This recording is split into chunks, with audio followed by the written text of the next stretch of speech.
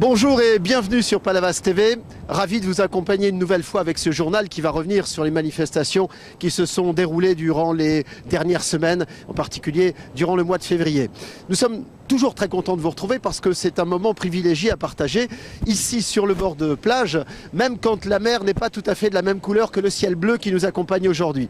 Mais d'abord, pour commencer, nous allons nous diriger vers le cœur de Palavas, là même où l'église a accueilli il y a quelques jours le concert exceptionnel du ténor montpelliérain Mathieu Sampere, un artiste qui fait un sacré beau bout de chemin en ce moment et qui était absolument ravi de venir chanter pour les Palavasiennes et les Palavasiens.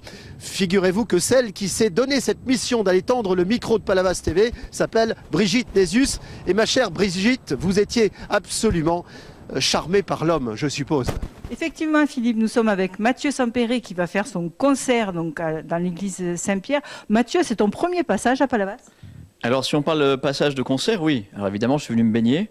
J'avais un très beau maillot d'ailleurs quand j'étais petit à Palavas. J'ai des photos, c'est somptueux. Le Bermuda, évidemment. Voilà. Avec des fleurs. Mais j'ai vu Palavas enneigé, la plage, et oui. Ah ouais. Mais là, c'est la première fois que je viens chanter, faire un récital complet ici. Donc je suis ravi. Je suis à la maison quasiment. Et ta voix doit retentir dans une église aussi belle comme ça. C'est complètement pour tes chansons, non? Alors, c'est vrai que c'est un répertoire. D'une part, on a adapté un peu notre spectacle avec Aurélien, qui est un spectacle qui est monté pour un théâtre. Donc là, on va appeler ça un récital plutôt, puisqu'on ne fait pas de la vidéoprojection, on ne projette pas de film. On travaille donc complètement différemment et ça nous a permis de venir avec un répertoire un peu nouveau, donc avec également du répertoire spirituel qu'on peut tout à fait chanter dans une église, mais pas seulement. On va chanter de la chanson espagnole, de la chanson italienne et puis tout le répertoire de chansons françaises comme notre album. Aurélien est toujours à l'accordéon, je suppose. Oui, parce que j'ai essayé de m'y mettre et puis de le mettre au chant. Et puis ça marchait moins bien. Donc forcément, on est revenu aux bases. Hein. Les bases, c'est important. D'ailleurs, il doit être pas loin, il doit se cacher. Ah ben voilà. Alors Aurélien, il paraît que c'est pas bon la chanson. À la chanson, je préfère laisser Mathieu faire ça, franchement, tout simplement. Mais pourquoi? Parce que en fait, j'ai essayé de lui mettre un accordon dans les mains et c'était pire que moi au chant. Donc voilà, tout simplement, on est resté là-dessus. Merci de me valoriser. Merci. Chacun sa place. Mais vous avez raison de rester chacun à votre place parce que vous êtes vraiment top. Merci. Toi à la chanson et toi à l'accordéon. Toujours très heureux d'accompagner cette grande voix qu'est Mathieu. Voilà, tout simplement.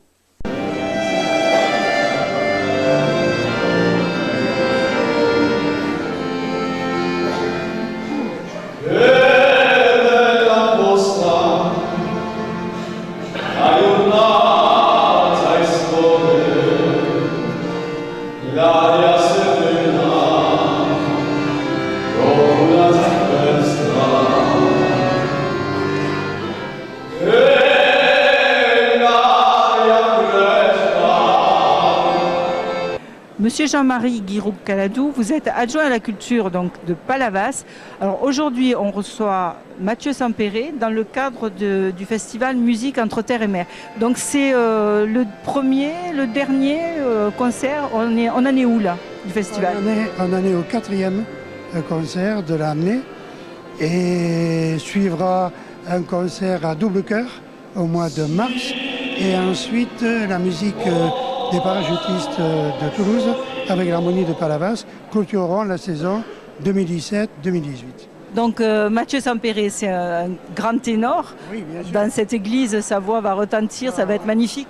Oui, c'est le ténor donc, du groupe Les Stentors qui est connu mondialement et j'ai eu le grand bonheur de pouvoir le faire venir. Je suis ravi.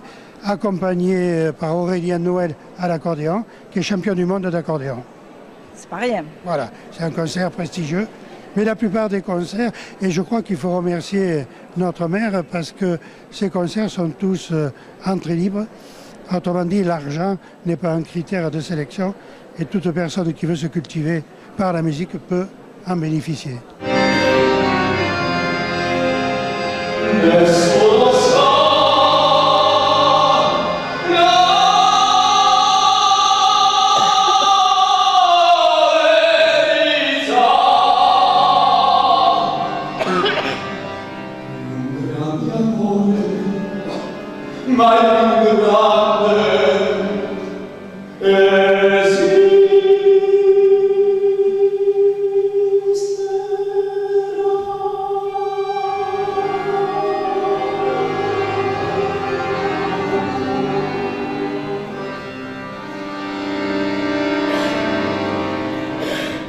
Voilà un superbe moment avec Mathieu Sampéré.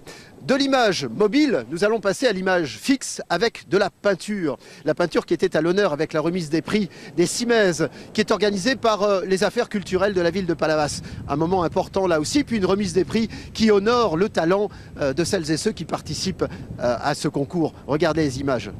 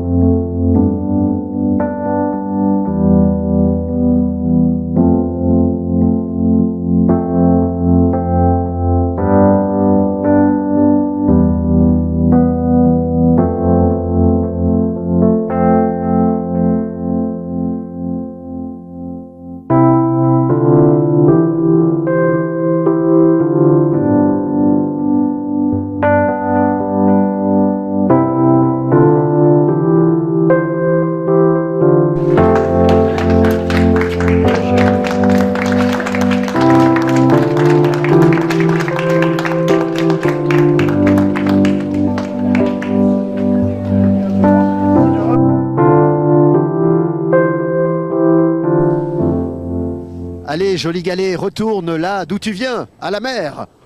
Hop, la mer est un peu déchaînée aujourd'hui. Alors à chaque fois que nous allons en reportage, je me dis, tiens, où est-ce que Brigitte Nésius va nous emmener ce mois-ci sur Palavas TV? Bien, je crois que le reportage que vous allez voir en sa compagnie va intéresser les grands et les petits parce qu'il s'agit de maquettes. Les maquettes mises à l'honneur à la Salle Bleue. Reportage avec vous, Brigitte. Philippe, alors tu connais ma curiosité légendaire. Aujourd'hui, je t'amène voir le salon du maquettisme à Palavas et j'ai découvert François. Alors François, vous faites des maquettes très originales, des maquettes qu'on voit nulle part ailleurs, je suppose. C'est surtout des maquettes, c'est de la science-fiction, hein, mais la différence par rapport aux autres, c'est que moi j'invente tout.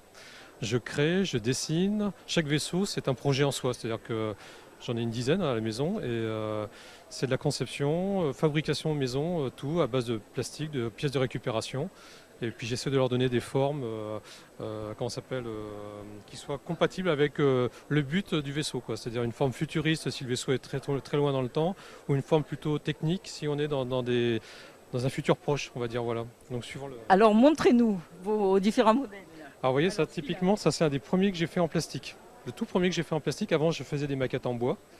Donc vous voyez là, pour les gens qui ne verraient pas, ça par exemple c'est une pièce de char, c'est une route camion. Vous voyez, là si vous voyez l'arrière, typiquement, c'est les embouts de tuyaux d'arrosage. Donc je me sers de toutes ces pièces que j'assemble, mais de façon structurée, pour développer des vaisseaux. Et je travaille beaucoup le design des vaisseaux sur dessin avant de construire ensuite des vaisseaux futuristes. Alors dans votre tête, ça c'est pour quelle ère? Chaque vaisseau, vous voyez, devant lui, il a une petite fiche, que voilà, ici, sur lequel j'ai à la fois la façon de fabriquer et puis une histoire, c'est un peu ce que j'appelle l'histoire du futur, c'est-à-dire qu'en gros, voilà, ce vaisseau c'est en 2130, telle vitesse, et puis voilà, il a été doté, son rôle c'était ça c'est un cargo par exemple. Et là j'ai des vaisseaux, un vaisseau de transport, et pour mettre les gens dans l'ambiance, parce qu'on essaie de mettre les gens dans l'ambiance, je leur dis, par exemple, vous voyez le vaisseau il mesure 1 km, mais si vous regardez par exemple les gros pétroliers aujourd'hui ils font 500 mètres de long, donc on n'est qu'à la moitié du vaisseau aujourd'hui. Parce que les gens ne se rendent pas compte que les bateaux aujourd'hui sont déjà très gros. Donc j'essaie d'agrémenter mon stand avec des fiches explicatives. Par exemple, il y a une sur la vitesse. Les vitesses sont très grandes, mais comme j'explique aux gens, les distances sont très grandes. Donc en fait, on est un peu à l'époque du carrosse. C'est-à-dire que les vaisseaux vont très vite, mais comme les distances sont très grandes, et on met longtemps pour aller à un endroit, d'un endroit à un autre. Et ça, c'est un vaisseau? C'est le dernier, celui-là, c'est le dernier que j'ai fait. Ça représente un vaisseau qui est en train d'être fini, qui sont dans son dock de construction. Donc il vient d'être fini, il est en train c'est un vaisseau de combat. Donc on est en train de lui monter les missiles.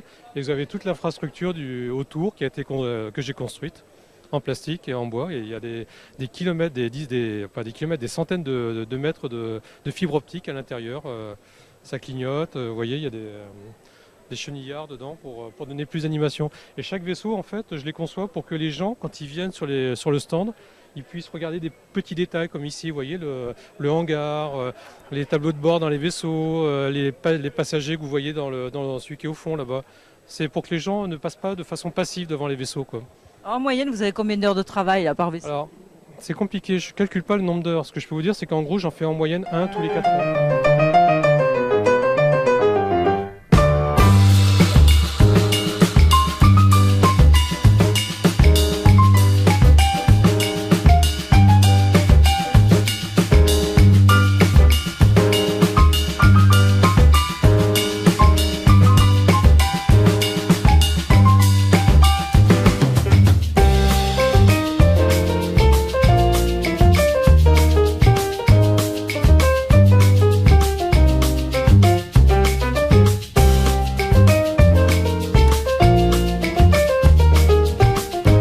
Un exercice que j'adore et vous aussi j'en suis sûr, c'est écrire. Mais écrire n'est pas donné à tout le monde. C'est même parfois l'apanage des dinosaures à l'heure d'Internet. Alors si toutefois dans les rues de Palavas, Brigitte, vous trouvez quelqu'un qui pourrait ressembler à un écrivain public, ça m'intéresse. Dis-moi Philippe, est-ce que tu savais qu'il y avait un écrivain public à Palavas? Eh bien non, eh bien moi non plus, mais je vais te le présenter parce que je l'ai découvert. Luc Darras, bonjour.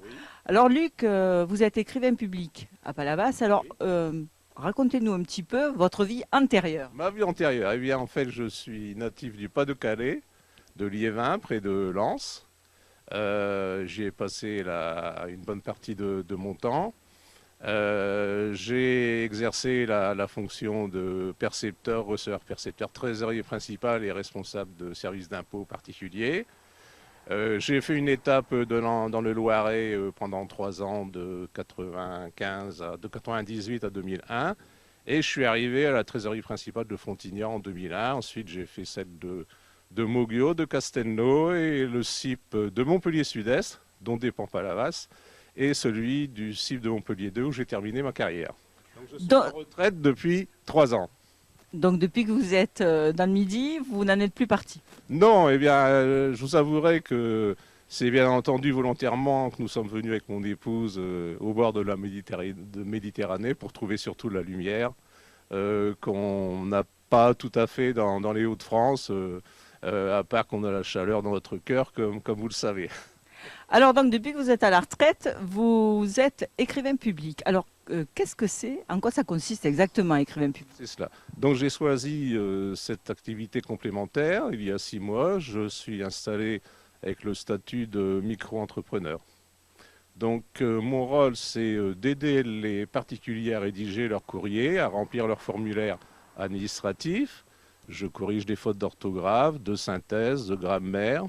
J'essaye aussi d'améliorer les textes en évitant les redondances, en améliorant les tournures de phrases, de telle manière que le document soit clair et compréhensible.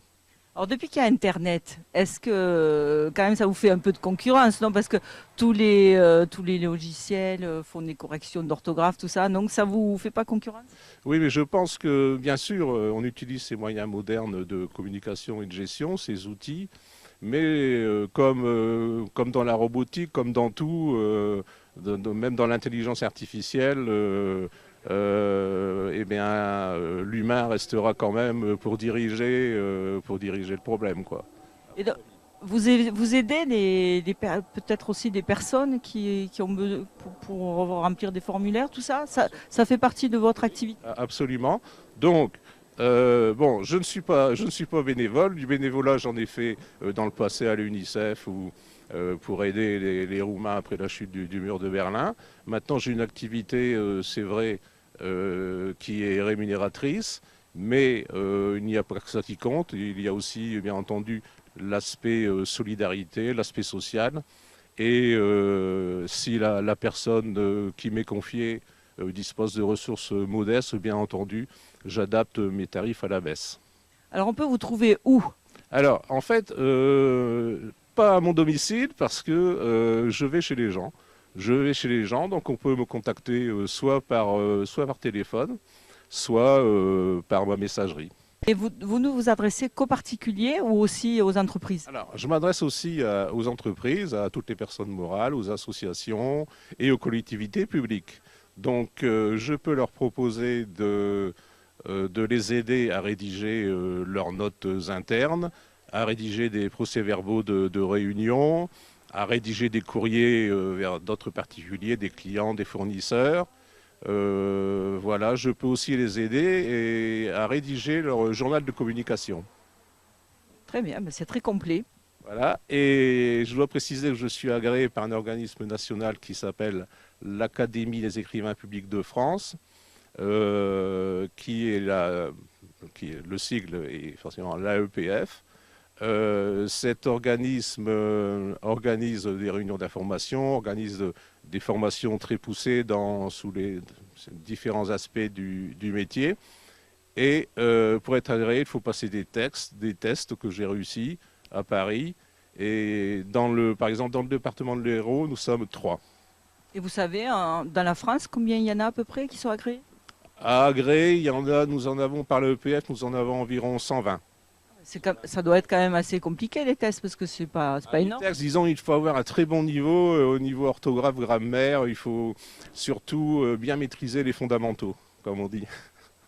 Très bien. Eh ben, tu vois Philippe, je suis sûre que je t'ai appris quelque chose. Eh bien, j'espère que comme nous, vous avez apprécié cette rencontre. Bravo et merci Brigitte à nouveau pour ce reportage. Alors derrière la caméra, Willy Saltel, comme d'habitude, qui ne manque pas de vous montrer les plus belles images de Palavas. Regardez, ici, vous avez les étangs d'un côté et de l'autre côté, vous allez à nouveau retrouver le bord de la Grande Bleue. Elle n'est pas très bleue aujourd'hui, c'est vrai. Et puis regardez bien ça, c'est ce qu'on appelle les ganivelles. Hein. C'est une barrière naturelle qui évite que la mer ronge petit à petit le sable qui est là. Tout ça est très important dans l'équilibre écologique de la station et on y tient beaucoup. Il est temps de se quitter sur Palavas TV. Vous allez continuer à rester curieux. Nous allons évidemment continuer à vous faire partager la vie palavasienne dans notre prochain numéro dont vous notez qu'il sortira donc le 5 et non pas à la fin du mois mais au début du mois prochain.